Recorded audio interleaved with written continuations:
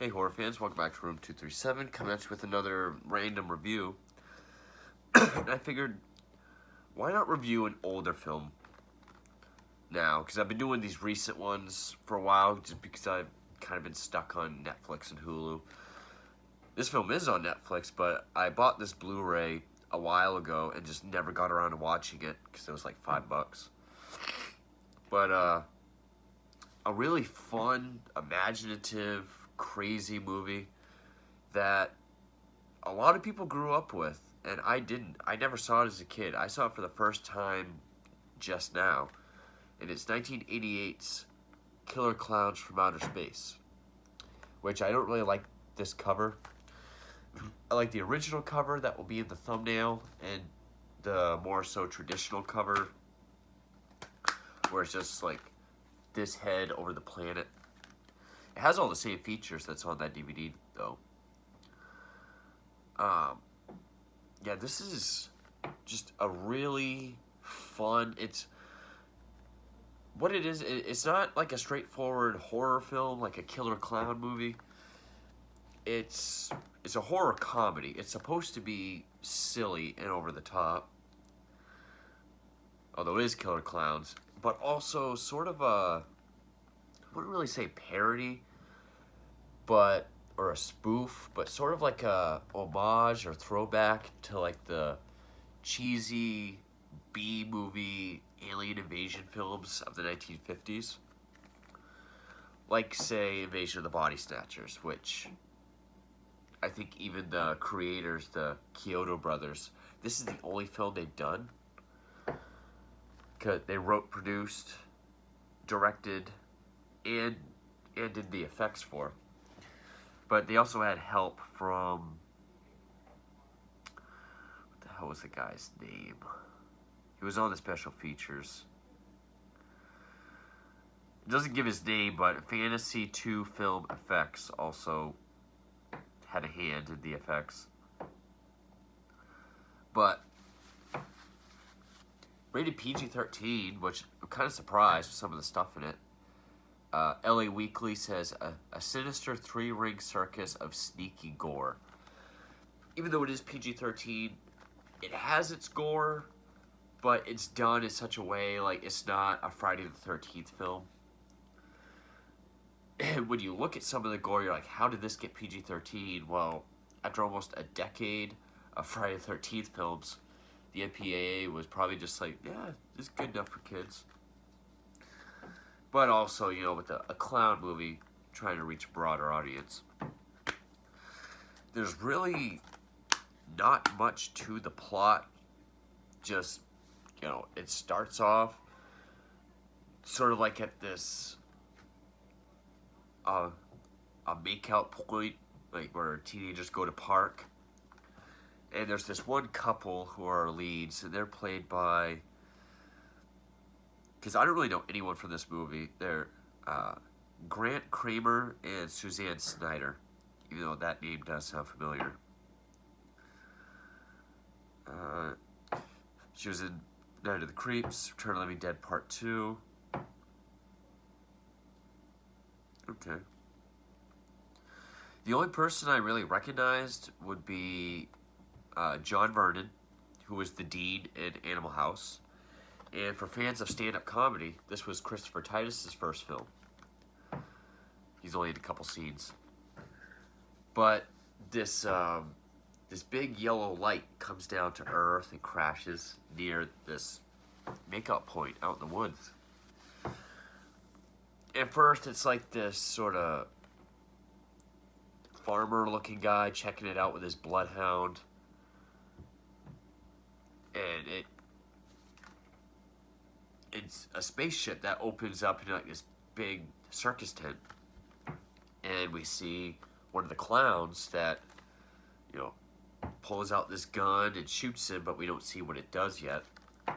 So then our leads, Grant Kramer and Suzanne Snyder, they go to check it out. And basically, it's just, they find out it's these killer clowns that look crazy. To my understanding, it's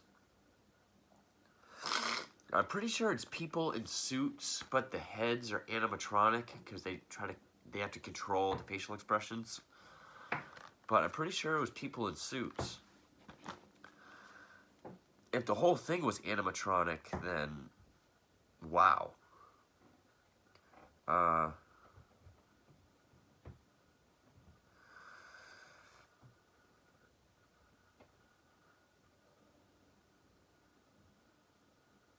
Well, it says here, alright, much of the special effects was carried out by other artists. Okay. But they did personally construct the miniature set for the Clownzilla sequence at the end. Most of the vehicles were rented and not allowed to get damaged, but 2 were damaged.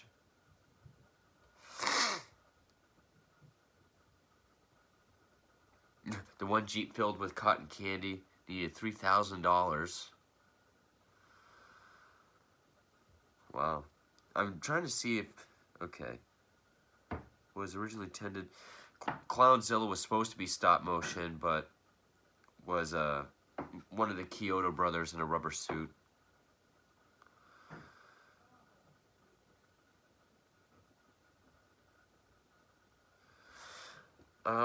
But yeah, basically it's just these clowns going around town, and we see them doing various things to various people, while the lead couple and this other cop, this younger cop, because John Vernon plays an asshole like he always does, John Allen Nelson, who I guess is like the ex of Suzanne Snyder.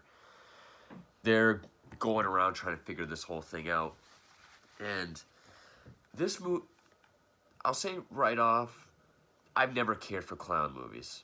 And it's not because I'm scared of clowns, it's just, I always find it just to be sort of a cheap gimmick for a scary movie. Because I know there is a genuine fear, a genuine phobia of clowns that people have. And it's just like, you put a clown in a movie, and it's just like, hordes of people are going to go see it because clowns are scary. I've never really found any of them to be that entertaining. I mean, the original Stephen King's It, I liked when I was a kid, but I grew out of it. I still think It is overrated. The new one is better, but I still think the same thing about that. Or even Pennywise as a character. I do like Stitches with Ross Noble. I like that film. Clown with Eli Roth, I don't really remember at all, even though the plot is very similar to the clown segment in Scary or Die. And this film. So, this and Stitches are really the only clown films I actually like.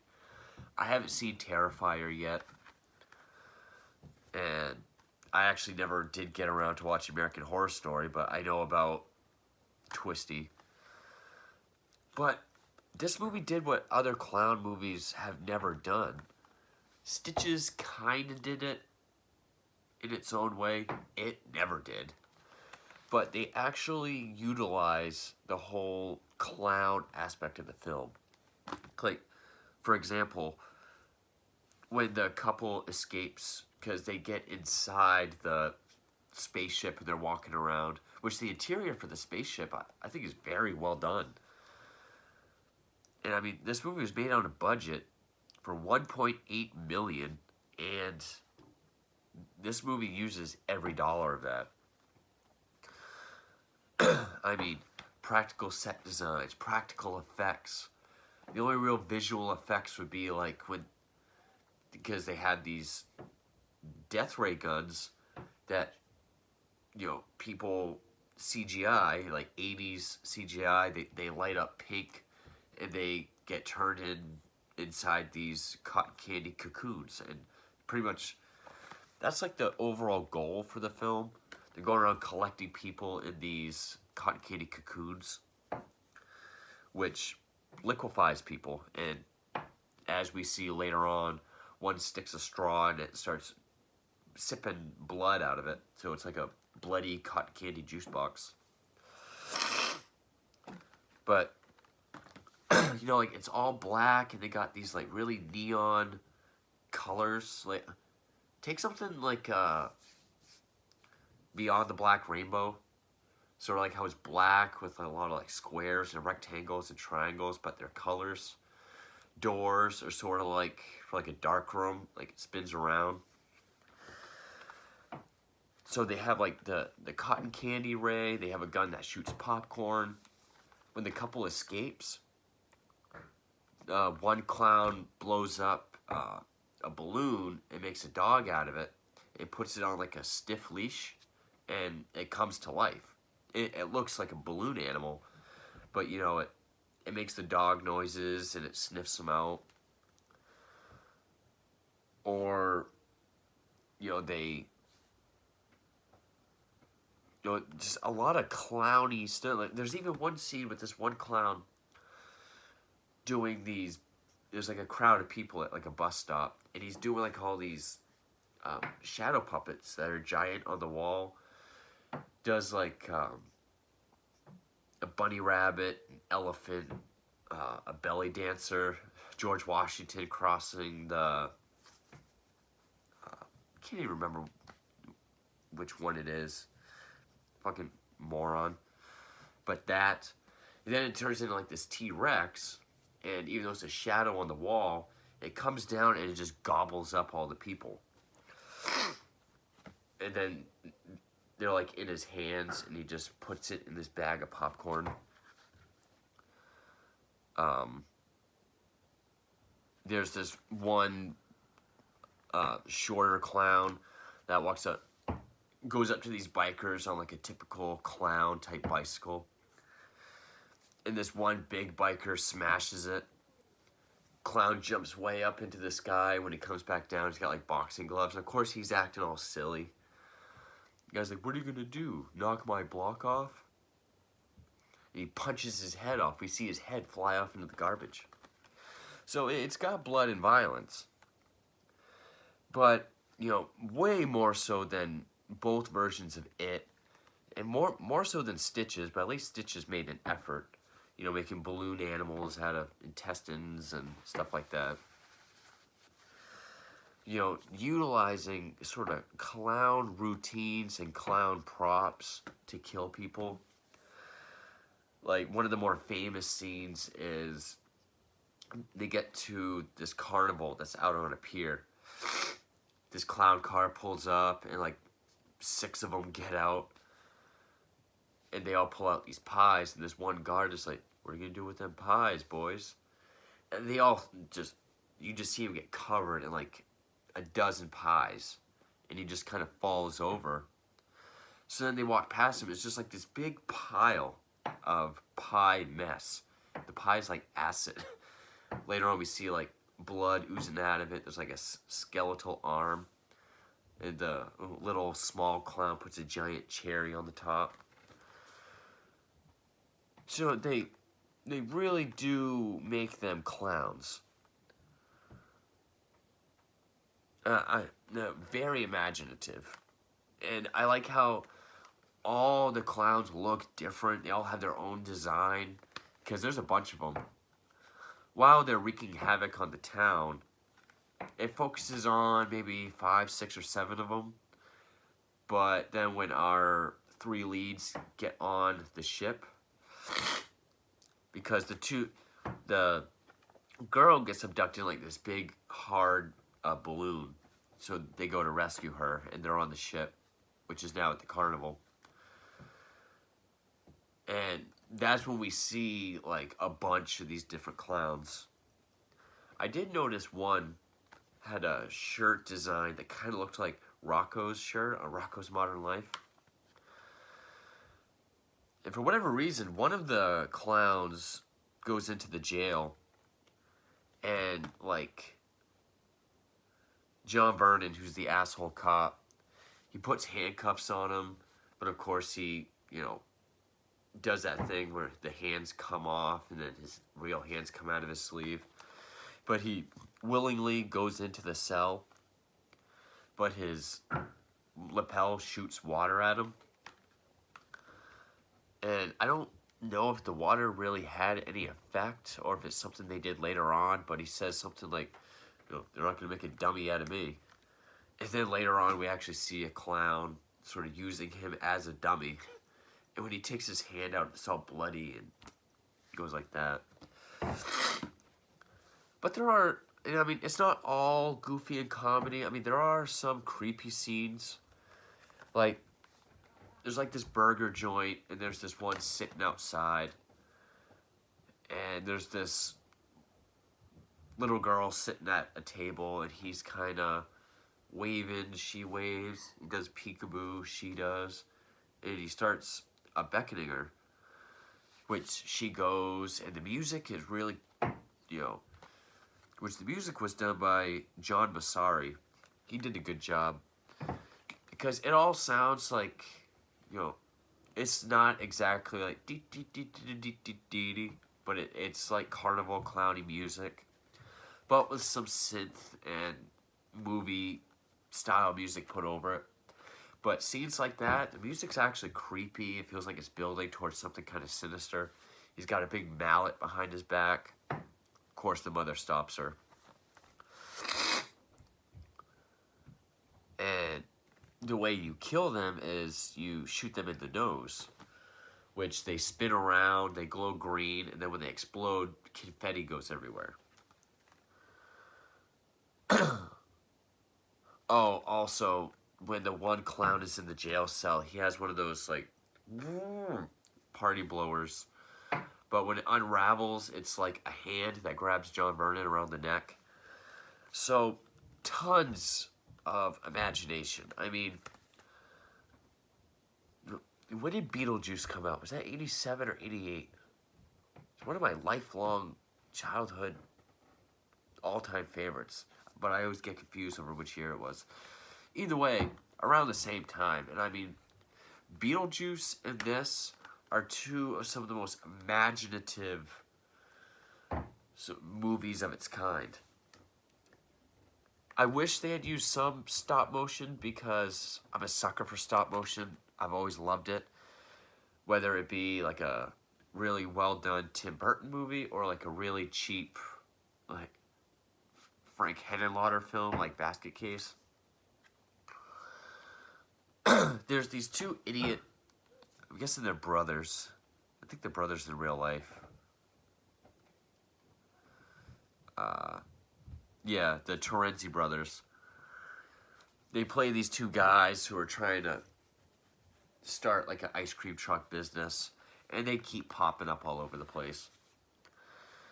They crash into the spaceship while all these just while they save the girl from her balloon, and all the clowns come out, and they have a clown head on the top of their ice cream truck with a loudspeaker, so they act like it's their leader, like, you will stop, you will obey, and they all look like boggled by it. But then that's when down from the ceiling descends this giant, mean Clownzilla that makes all the other clowns hide. That would have been neat seeing in stop motion because the Coyote brothers are fans of like Ray Harryhausen. And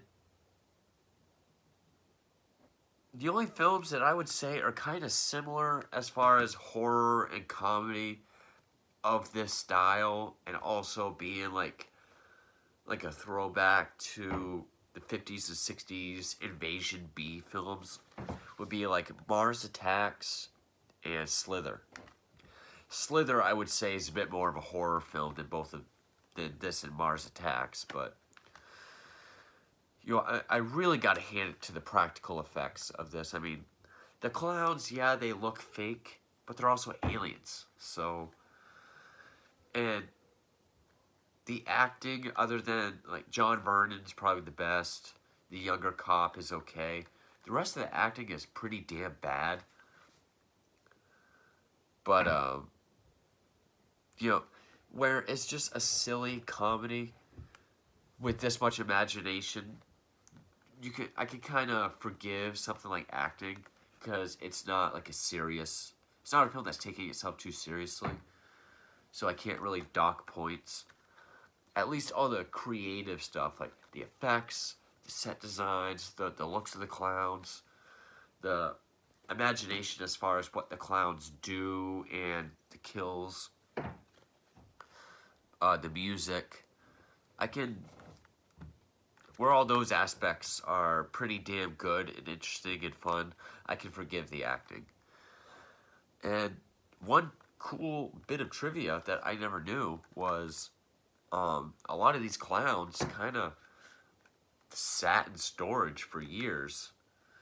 So I believe it's 1991 when Ernest Scared Stupid came out.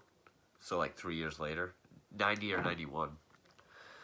That some of these clowns were repainted, reshaped, remodeled to become the army of trolls in Ernest Scared Stupid. And if you look at some of them, and if you've seen Ernest Scared Stupid as many times as I have, and you remember what they look like, you can kind of pick out what ones. Like there's this really great big fat one that looks like the one that gets hit in the back of the head and shoots the bullets out. Sort of one of the main clowns with like the big red hair and the purple and blue suit. Like I think the one that's actually on the cover, or at least the original cover, I think that's one of the ones that became one of the trolls. So that's really cool. I thought that was really neat when I heard that.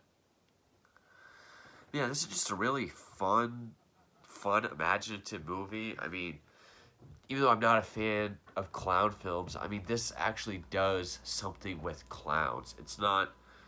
They're not just there to look scary. They actually utilize, okay, the pies kill people. They're turning people into cotton candy juice boxes. Their shadow puppets will kill people. Their balloon animals can come to life. They, all these clown powers, like anything you would see a clown do is like a power. Even when they attack Suzanne Snyder in her house, like she's in the bathroom in like the laundry basket, and there's sort of like these tentacle looking things coming out with little clown heads on them. One comes out of the toilet. One comes in, regular clowns come into her front door. She goes to jump out the window, and there's like 3 or 4 of them holding this tiny trampoline. They all got tiny like fireman hats on. So this really is like a clown movie. They actually do stuff with the idea of clowns, more so than it.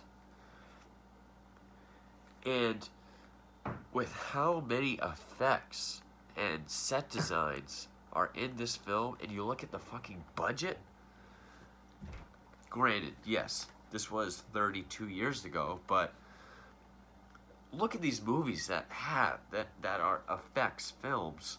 When they're all practical, look how fucking cheap they were. CGI is expensive, it usually looks like ass. So, yeah. I never grew up with this film. Never really cared to give it a chance because, like I said, I've never cared for clown films. I always thought they were stupid, kind of cliche, cheap, I guess. Sort of like the character version of like a jump scare, a cheap jump scare. But when I saw this for $5, and I was just like, well, I never have seen it. It is a big cult film. I should check it out. I'm glad I did because I had a lot of fun with this.